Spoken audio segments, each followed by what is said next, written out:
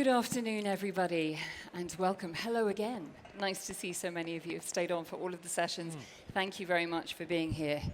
Wow, do we have an exciting panel today. I am honored to be the lady charged with steering this important conversation, which is the XaaS Town Hall.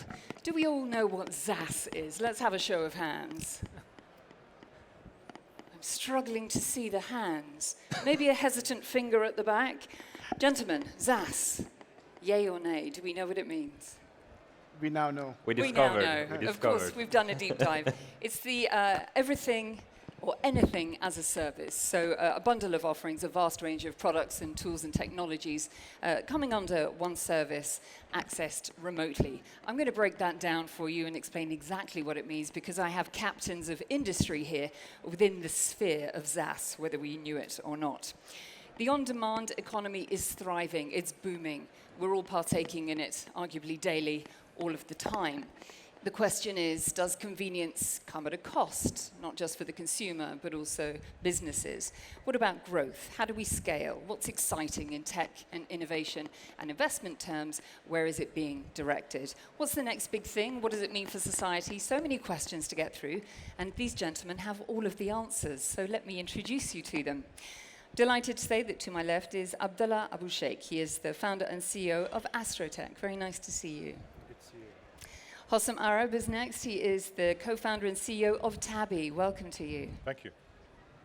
Faraz Khalid is the CEO of Noom. Welcome to you. Tomaso Rodriguez, the CEO of Talabat. Lovely to see you. Thank you. And last but by no means least, we have Michael Weistrak. He is the CEO of Petfolk. Thank you very much for being here. Gentlemen, let's do a quick elevator pitch. Tell me exactly what your company does. So Astra Tech is a consumer technology holding, basically, where we work mainly on communications and financial technology. Okay. Awesome. We're a buy now, pay later provider in the region. We work with merchants to give their customers access to instant credit at checkout. Faraz. We're an e-commerce company, and we're now branching out into food and groceries. Oh, watch out, Tomaso. He's branching into food. Tell us what you do. Yes. So we are a food delivery and quick commerce company. Quick commerce is basically your groceries delivered 24/7 in 20 minutes. Faraz does it in 15. We do it in 20. Okay, I'm going to be referee on this panel, I can tell. Michael. We are, Petfolk is the fastest growing vet clinic in the US. I think the easiest way to think about it is we're one medical for pets. Okay. Do you have a pet? I do. So it started with a passion. Yeah, Bernese Mountain Dog. He's a Bernese big guy. Mountain Dog. Yeah. Wouldn't do well in Saudi Arabia, arguably. He would not. Lots of hair. Fantastic to have such a range of industries here, so many pioneers in your sector. Let's talk about the state of XaaS. How would you explain it, Abdallah? I think SaaS developed after, as a natural evolvement of how the internet developed eventually. So when the internet started, there was a very limited choice for what consumers can do. At the beginning, I don't think direct users were able to use the internet. It was more of a developer space.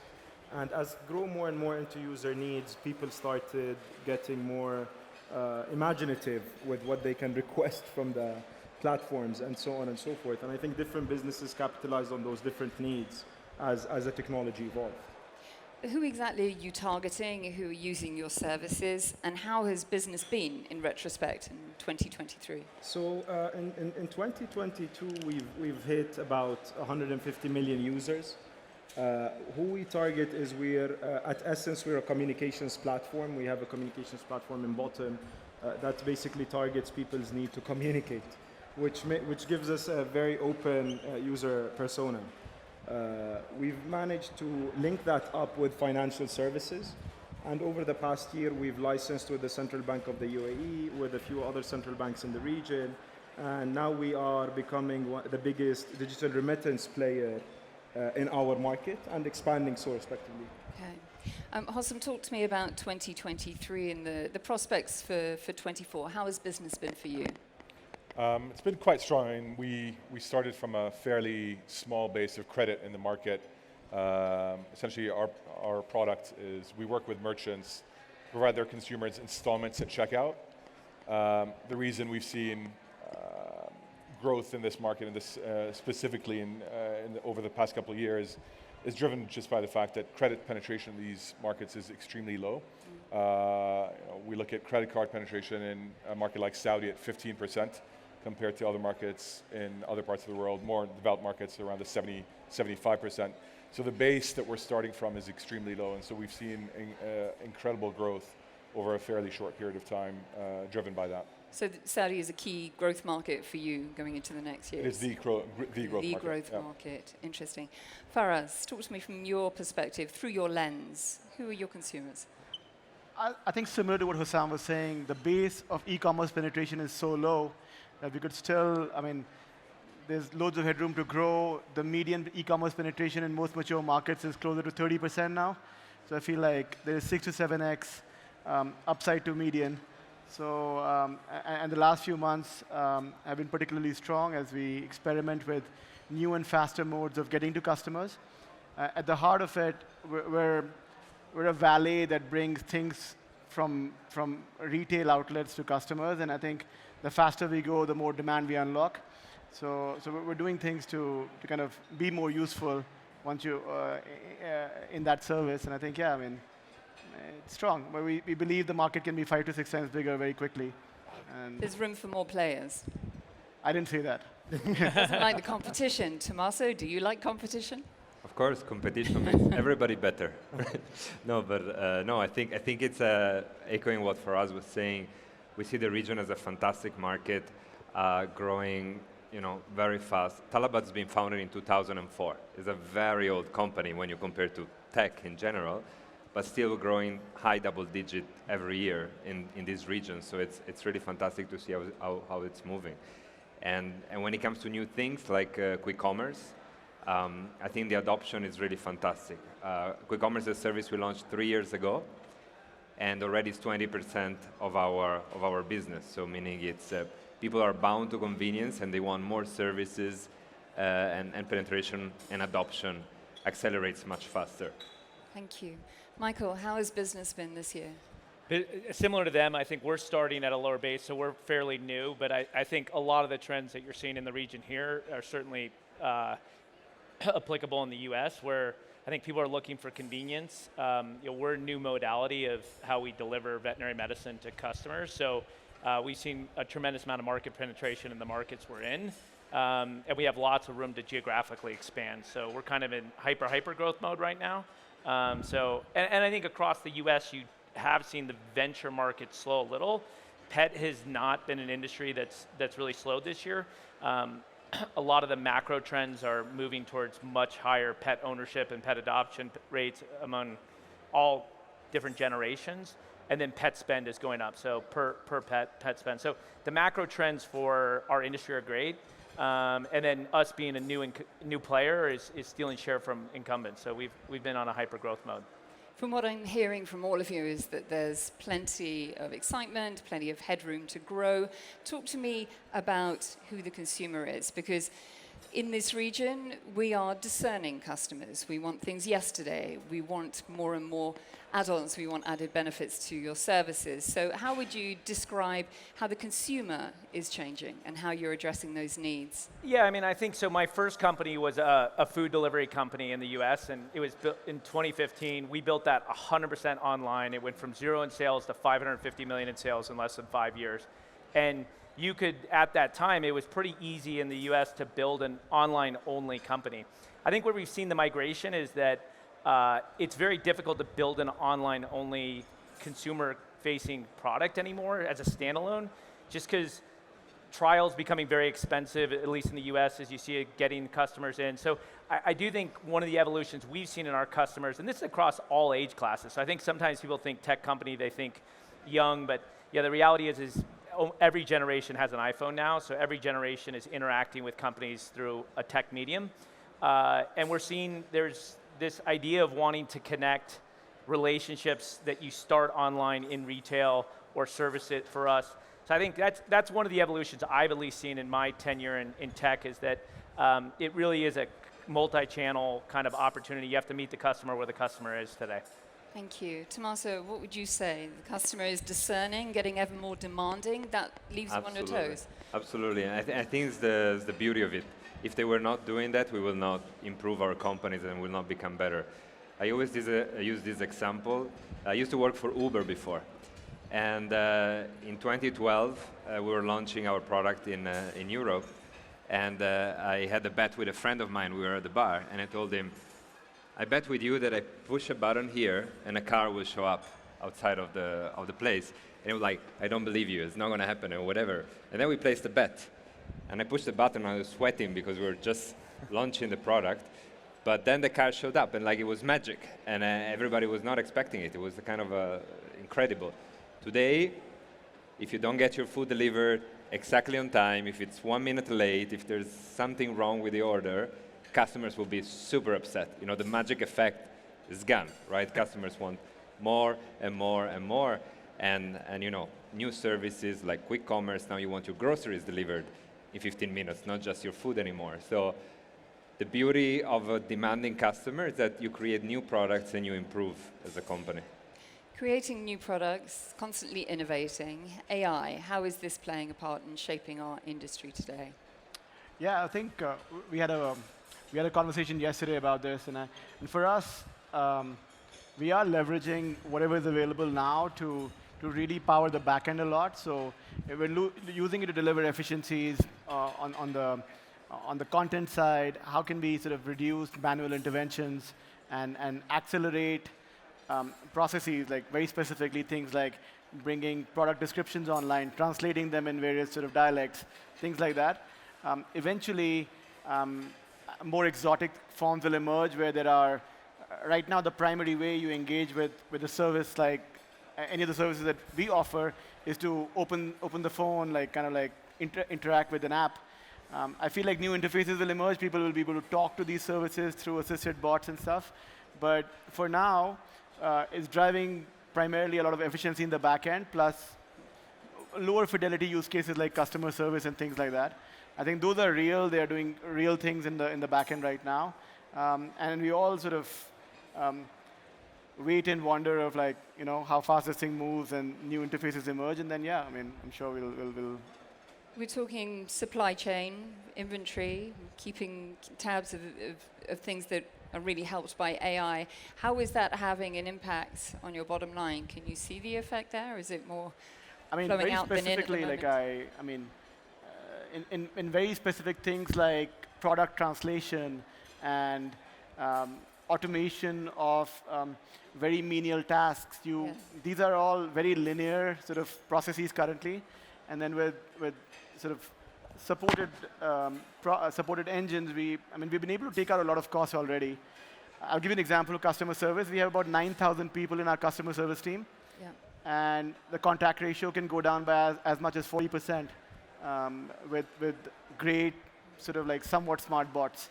So, and that flows straight to the bottom line. They're very polite, if you've ever spoken to a smart chat bot, aren't they? Please and thank you, the manners that your mother had taught you. Hosam, let me talk to you. And in the finance sphere, how is AI and new tech helping your business? So, very similar to what Faraz was saying. I mean, still early days on the AI front. I mean, we're using what is available to us largely around customer service efficiency today. Some of the areas that we're looking at going forward are around decisioning on the credit side. So for us, we build a lot of models for credit decisioning in order to ensure that we're giving loans to the right people. So we're looking at ways to make that smarter, make that more efficient. And then we're building a shopping platform on top of our app as well, with millions of products being pulled from all our merchants. So we're looking at ways as well of ensuring that customers are seeing the relevant products, right? With over 1 million products for customers to shop through, it becomes very, very difficult for customers to find the right thing. So some of the things we're thinking around are around a bit more personalization on product and shopping.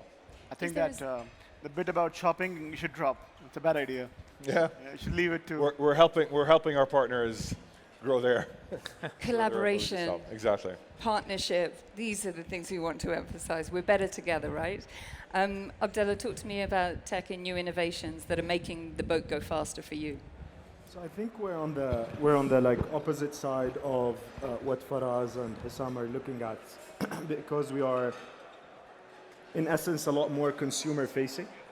We believe that most of the internet experiences are going to switch from a click-based journey into a prompt-based journey because it's easier to prompt than it is to click and go through screens. And we've noticed earlier this year we've launched Bottom GPT, which allows our users to go through any services that exist on Bottom just through prompting instead of going through a different multiple clicks of a journey.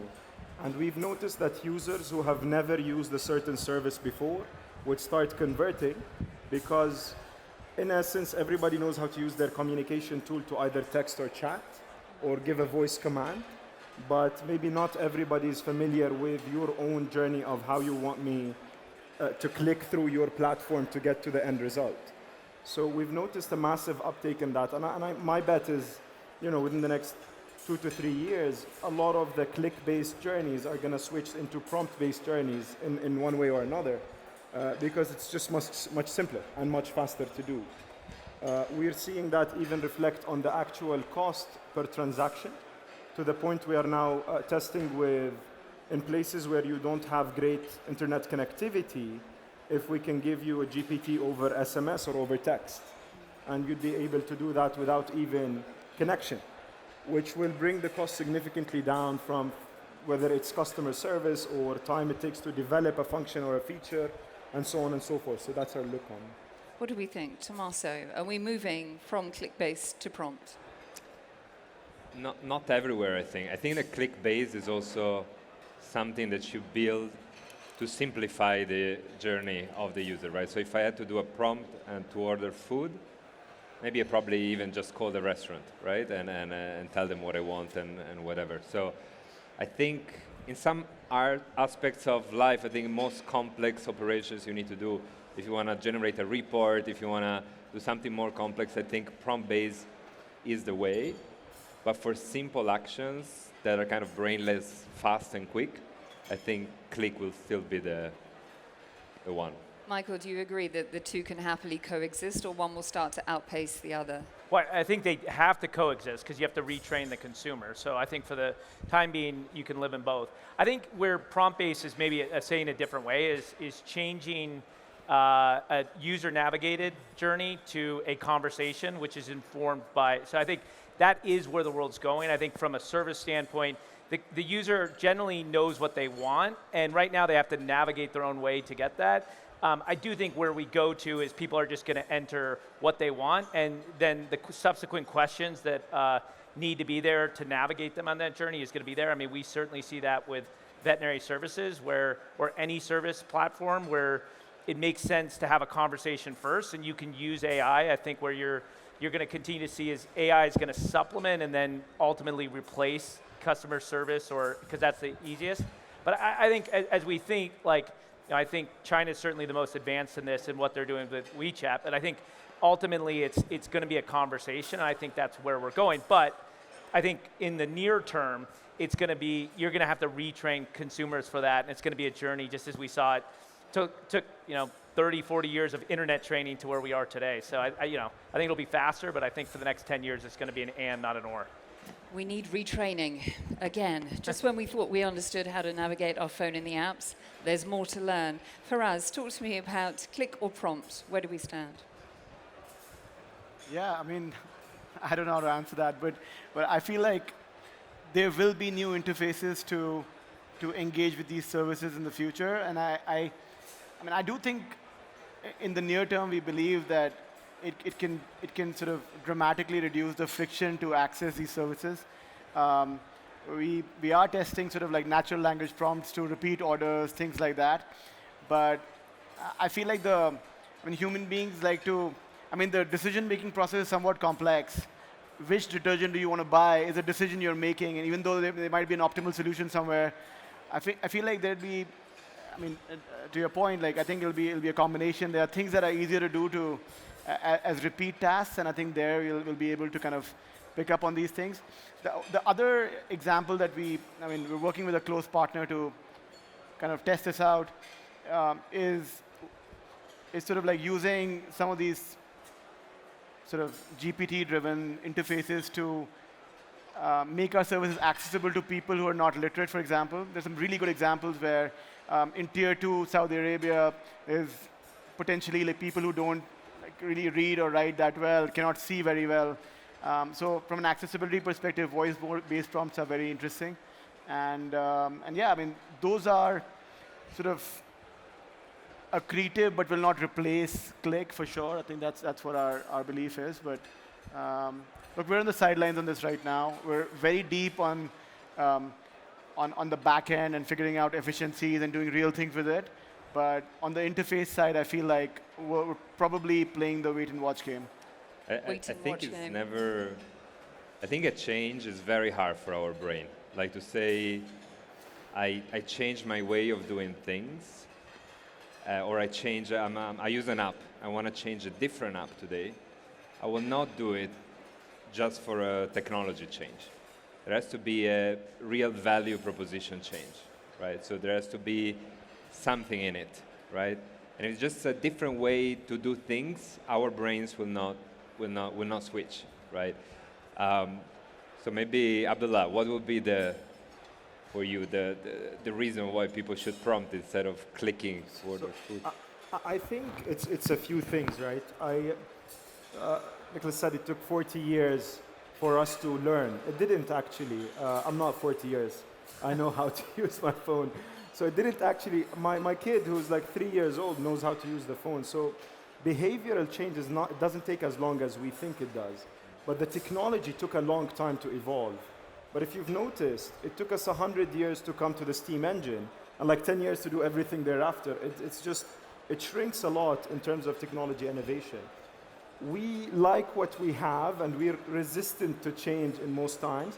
But I would any day text my GPT to say, get me a burger from McDonald's or get me a Happy Meal, rather than go into an app and browse through. The browsing component of the internet is not going to disappear, obviously, because it is, a lot of the time people have this Netflix syndrome and they want to browse the optionality of what they're providing, but also a lot of the time people know exactly what they want.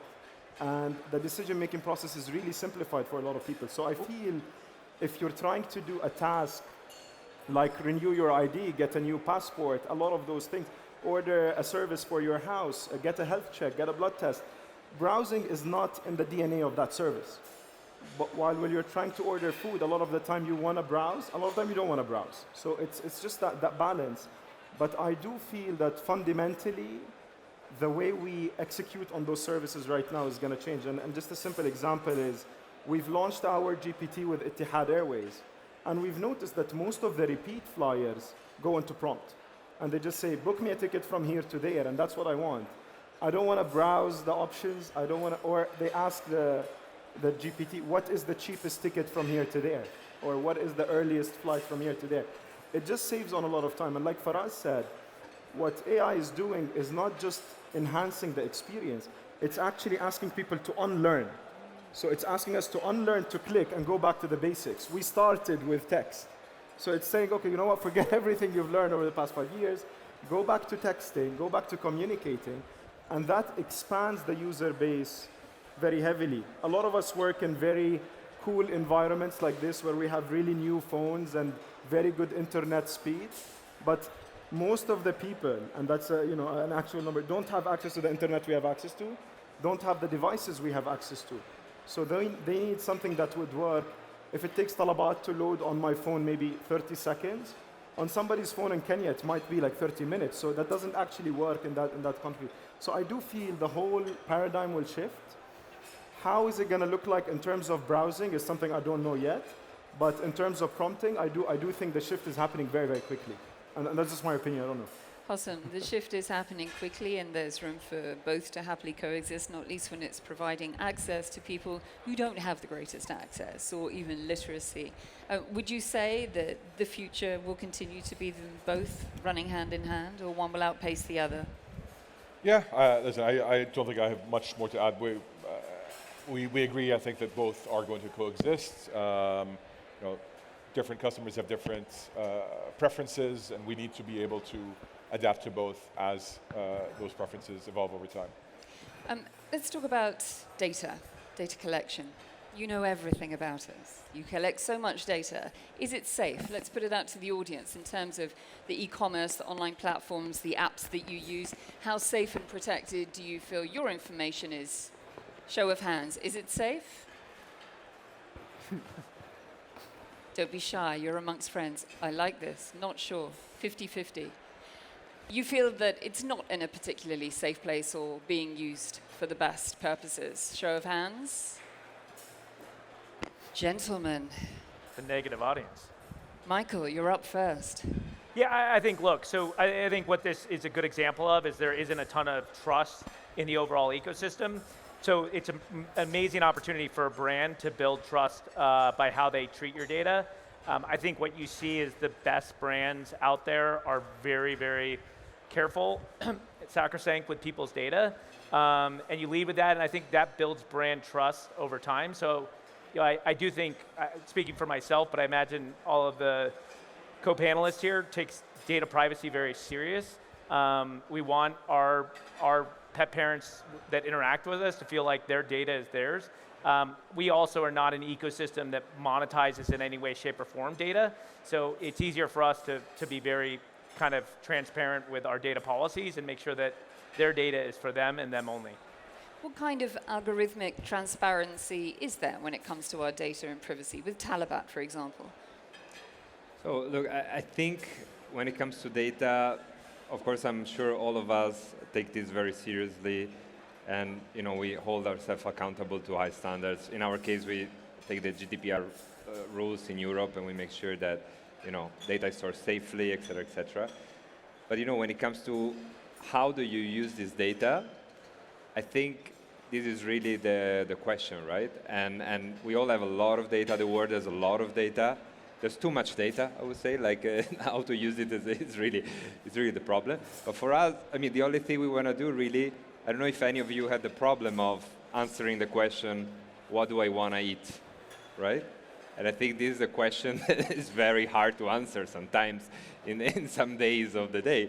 I think what we want to do is like use what we know maybe about you to help you there and say, okay, maybe right now you're feeling like a shawarma, right? And that's all we use data for. Like there's no other reason why we need the data. Yeah. Of course, you're going to all assure me that you're just using it to enhance my experience. I am sure of this. But the concerns of consumers are valid, aren't they? That's why we have privacy laws. Faraz. Yeah, look, I think there's like PII data that can directly identify you is sort of like very deeply protected. I'm sure I can speak for the panel. Like all of our companies, even if we wanted to, we cannot access that data. That's just sort of locked down. Like it's so that you as a person, for any of us, I'm guessing now the software architecture of each of these apps is going to be a customer ID. Yeah. And a customer ID exhibits certain sort of signals and behaviors. And we use that data to make the service more relevant. And I think I think it's sort of like okay to do all that sort of personalization and relevance work within the ecosystem or the safe space of your own platform. Where it gets tricky is when you externalize this data, and to what extent are you willing to share this data with someone else?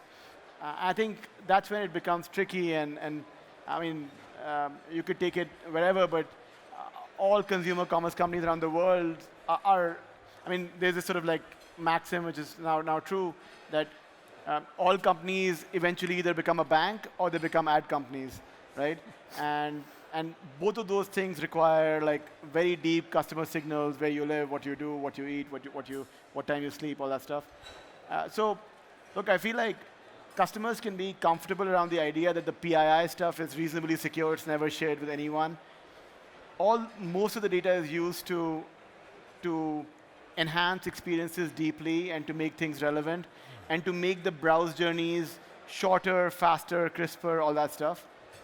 And I think all of us need to be very, very careful around externalization and how that data is monetized through third parties. I mean, I can speak for our platform. We don't have a third-party feed. We do not share all that stuff. But I think the debate could be localized on that vector, where what are the lines that a platform should not cross when monetizing that data through third parties. And I think that's a very relevant concern. And I'm assuming all the hygiene around perimeter security and all that stuff of a platform are there. So yeah. We know that there are lines that we shouldn't cross, and that's what makes people fearful, not least with online banking. I mean, my mother's been in the Middle East for 30 years and is still scared to go onto her online bank. I can't convince her otherwise. Perhaps this is a generational thing. Perhaps it's about financial literacy or education in the marketplace. Perhaps it's your responsibility as companies to make us feel safe and secure. When it comes to your business, Hosam, how do you ensure that you get people's trust and you keep it there? And especially with fintech or financial services, so often there's a hard sell. You go looking for a mortgage, suddenly you're being pushed a car loan. You need to buy gold, invest in this FX, buy these bonds. How do you strike the right balance, keeping the customer and their trust? It's essential in a space like ours, right? So just like Faraz said, on the PII data, that's fairly sacrosanct, and a lot of it is regulated in any case, so there's very little that you can do there. But on financial data specifically, we need to gain the customer's trust. I think the way that we've gone about it is we gain the customer's trust through providing them credit, right? So we're not asking them to provide us with any of their, we're not asking them to deposit funds with us. Yeah. We're not asking them to take a risk on us. We're taking a risk on them, and by doing that, we're building that relationship, that trust with that consumer. Now, obviously, in order to provide them with that credit, we're having to pull a lot of data on that customer. And so they are needing to trust us with providing us that data and ensuring that we don't disseminate that data outside of that circle within which we're assessing their credit worthiness, right? Again, some of that is regulated, so we will need to share some of that data with the regulators, with the credit bureaus, et cetera. And so we need to be very, very careful on how that data is shared. Outside of that, the data is actually quite valuable along some of the lines that Faraz alluded to. We see customers' shopping behaviors, their shopping habits, where they buy from, et cetera, et cetera. And that data is extremely valuable. And so we need to be very, very careful about how we use it and internalizing that data for our users only. Interesting. Interesting to see if the message is actually translating and getting through to consumers. I will come to the floor for questions next, so if you have any burning questions or something to add, then we'd love to hear it. I'll come to you in just a moment. Abdallah, your take on this when it comes to privacy. So I think there is two edges to this thing, like us being a regulated entity. The regulators take a lot of the burden of the users into pushing in, like Hosam said, very heavy regulation scrutiny over how you store your data, where you store your data, what do you do with it, and so on and so forth. And to be regulated, you really have to abide. So that part is you can't mess around with it. Yeah. The other part is, I think this mistrust of companies is actually coming from what all the big companies hid in the fine print, right? So it's not something that's a secret to anybody. Anybody who read the terms and conditions knows that a lot of the bigger companies became big companies because they've been, playing left, right, and center with people's data, which comes back to something I always say. This is where digital sovereignty comes in place and says, we need to position our data in a place where we actually trust, with a regulator you trust, with a company you trust, and that you would solve for. But if you, as a user, just accept the terms and conditions, then that's on you as well, right? If you're signing up into a lot of different platforms, and maybe just the question begs the answer is, it's an ethical question at the end of the day, and I think maybe 3 weeks ago I would have had a different answer, but. In a time of such moral crisis as we're witnessing today, I don't think we see that a lot of those big businesses, their ethical compass actually points north. We see that if people have access to your data, they'll probably do things with it. So it's two ends to this. The user has a responsibility to their data, and that's one thing. And the other part is working around a company that is regulated in a way you trust. And that's where I opted to work with the local businesses, work with the local companies that are our countries, our governments, regulators that we actually trust, instead of opting for somebody else's service that God knows what they're up to. Interesting. Any questions from the floor? Just raise your hands and we'll bring a microphone to you. You can ask our esteemed panel anything you like. Don't be shy. In the meantime, I'll jump in with another question. When it comes to strategies that can help workforces transition smoothly whilst avoiding pitfalls related to on-demand and the wider sector, what would you say is key to consider, Michael? Well, I mean, I think key to, obviously, I think you hit on this is earlier, you said it, we were talking about training for prompts, but it's training. I think as we think about the evolution as work changes, it's ultimately making sure that the workforce is evolving with the change in technology. I do think there's new opportunities that will continue with technologies to create jobs and positions in locations that previously weren't available. For us, we offer veterinary services. Traditionally, if you wanted to be in veterinary services, you had to be in a facility, you had to be in a location.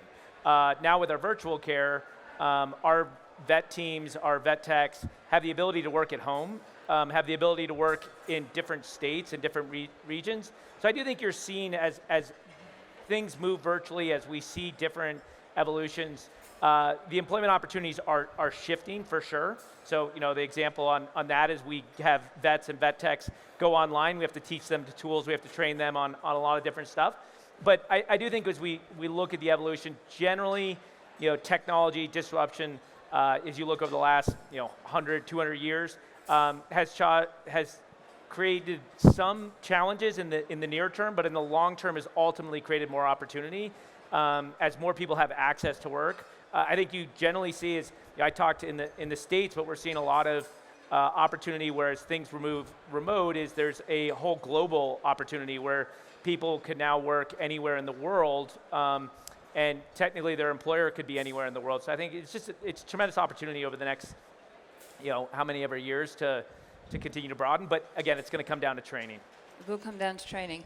Interesting to note the McKinsey report that came out this morning saying that in the next few years, of course, 50% of jobs will be automated.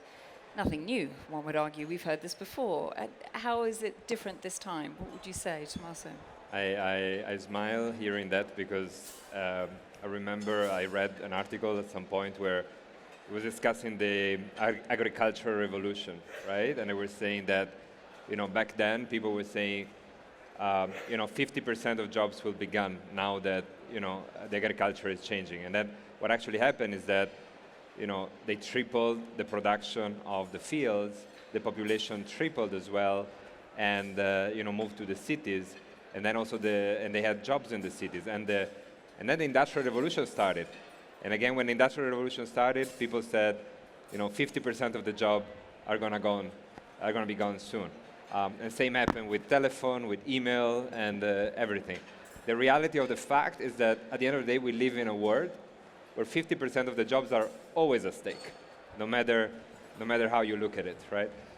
So I think that's important to know. It's not about AI, it's not about anything. Like, we live in a dynamic, changing environment. If you think about a platform like Talabat, in the last 4 years, like, we're a tech company, but in the last 4 years we created 80,000 new jobs in the market that were not there before, right? This was only through tech you can do that, right? There are no other traditional companies, I think, that can claim that amount of new opportunities created. Interesting. Faraz, talk to me as on-demand goes mainstream globally, more job creation, more opportunities, not less, right? Yeah, I just didn't catch the first part of your question because it's very noisy behind you. It is very noisy. I think people have started lunch already. I think we're standing between you and lunch. Don't worry. In terms of on-demand going mainstream globally, less or more job opportunities? Yeah, look, I think just building on what Tomaso said, we do believe this is progress, and eventually all of these platforms or technology more generally increases the efficiency of an economy. And if people are not having to, look, we're just sending food home. You're not getting stuck in traffic for 2 hours to get your hamburger. So that cannot be a bad thing. We're hoping that you're doing something productive at home, so the productivity of the general space goes up. So it's not that, sometimes it's not like these new platforms are not, while they're replacing a certain workflow, they're also creating an opportunity for the time to be used in other sort of spaces and expeditions. So and more generally, the way the world is going, I think the population, it's a good thing that some people will not have to get stuck in traffic because the population will get older, there'll be migration, those things. So I do believe we actually need technology to take away some of this load so we can continue operating as a society and be productive and do the things that we need to do. So, so I feel like it's not a threat, it's actually a necessity that these things get accelerated and the balance of productivity in the world remains. Hosam, not a threat, it's an opportunity and a necessity. Yeah, so and where we see it is on empowering merchants, right? So where we're creating the opportunities is merchants that previously did not have access to credit. Now, to credit and consumers and levers of growth, that's where we come in. We're able to provide these merchants with that access a lot more readily in a much more efficient manner. In terms of creating jobs, that there is kind of a second and third order effect of where these merchants now are able to grow, they're able to hire people and create more productive jobs than what they had in the past. So yeah, those are the areas where we see that opportunity rather than creating jobs more directly on our end. Abdallah, nothing but a positive effect on the labor market and the workforce in general. Would you agree? I think Tomaso said it very, very well. It's an evolutionary thing. I mean, we have been panicking for the past 500 years every time somebody made a new technology that it will take everybody's jobs. But again, that's a two-part thing. The technology will keep evolving, and people will usually, in an evolution, switch from being skilled performers to technology masters. Like a very concrete example of that is the printer. Yeah. When the printer was invented, the Ottoman Empire declared it haram, or like religiously forbade the printer because they felt like everybody who's a script writer will run out of work to do. But now nobody still writes script today, but there are a lot of people who operate printers. Yes. And like Tomaso said and Faraz said, people are going to have to upskill to start mastering those new technologies because those new technologies are not going to manage themselves and build themselves. So it never happens that a technology comes and gets rid of everybody in that space, but people just switch positions and usually go higher into the skill curve. Interesting. Any questions or comments from the floor at this stage? Anybody? Just raise your hand. Talk to me about the ecosystem, the talent pool. When it comes to entrepreneurs, jockeying for position, snapping at your heels, wanting to get into your respective spaces, are you inspired or threatened by what you see, not least in Saudi Arabia, but the wider region when it comes to on-demand platforms? Your first time at FII, Michael, perhaps unfair to ask you, but what is the sense that you're getting on the ground in terms of the entrepreneurial spirit for more on-demand offerings? I mean, very inspiring here. It's my first time to the region. I think there's an energy, an evolution that is just you can see in, you can feel as you walk around, as you talk. Super excited to be on this panel. I am definitely the lowest on this panel. I was throwing out numbers, then people were coming with 8,000, 9,000 jobs, 80,000 jobs created. So it's exciting. I do think technology, the tech ecosystem has really reduced borders, created, generally entrepreneurs are all dealing with the same kind of issues, maybe very different, but it's generally all the same stuff. So for me, it's very inspiring and exciting to be here. When it comes to omnichannel platform offerings, obviously front and center in your mind, what does your strategy look like for the years ahead? What are the potential obstacles to growth, expansion, continued success as you see it? Yeah, I mean, it's hitting on all the themes we said here. I think the consumer generally is looking for convenience. They want products in a manner, fashion that makes sense for them. They're starting every engagement with a brand on their iPhone or on their mobile phone. That's continuing across all sorts of channels. Now, there are different channels, veterinary medicine being one of them, human medicine, where there are, it's going to be a long time before you can, get vaccines virtually. So there are connective tissues that you really need those in person. And I also think, as you think, my last company, there's experiential. So people like shopping, not just to get things, but they like the experience of shopping. So I think this connected tissue of omni-channel. The great thing with omni-channel is we talked through a lot of the technology, specifically around AI. AI is much easier to implement efficiently over a digital channel. So I think as companies look to say, how do we use and supplement our team with AI, you really have to have a digital medium. And I always say it's like, I think one of the best, at least in the States, omni-channel that doesn't get as much credit is Starbucks. So Starbucks has gone from, they launched their mobile ordering app to 0 to now over 60% of all Starbucks in the US is done through their mobile ordering app.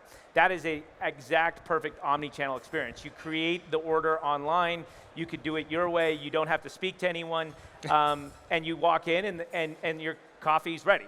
So I think those are the examples of where omni-channel is going to evolve and change. And again, for the consumer, it just makes sense because the consumer's getting convenience, and that's what our consumers are all looking for.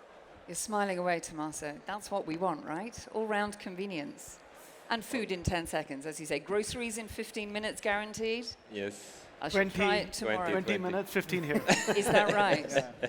Sounds like competition is on, the gauntlet is down. How do you stay one step ahead? Not least, joking aside, competition is, of course, healthy. We need more entrepreneurs in the space. Is there an inspiring talent pool? The market isn't saturated, so they must be rising through the ranks. It's honestly insane. You were talking about competition, and I feel here in this region, there's a crazy amount of entrepreneurs. Maybe in absolute numbers, when you compare to US or whatever, is small, but in relative numbers to the population of the countries, it's insane. There was a point in time, I think 1 year ago or 2 years ago, we're in Qatar, country of like 2 million people. We had 15 food delivery companies, right? It was really, really, really crazy. And there were memes going around saying that every single company would start a food delivery company at some point, right? So, and there are some services that you have in this region that you don't have anywhere else. And like entrepreneurs that created new technology, new things. I was very fascinated when I first moved to Dubai 5 years ago of this company called Kafu that you press a button and they deliver fuel to your car. So a truck comes there and they put fuel in your car and they wash your car and whatever. And I'm like, there's nothing like that anywhere else in the world, right? So I think the entrepreneurial spirit in the Middle East is insane. Yeah, I mean, right? The prime example here is Faraz and myself started a company 10 years ago now, 12 years ago. 11, 12. 11, 12 years ago. And it was very, very difficult to convince talent to join an e-commerce startup, right? Why would we take that risk? It's just, there's so many unknowns, the pay is not that great, et cetera, et cetera.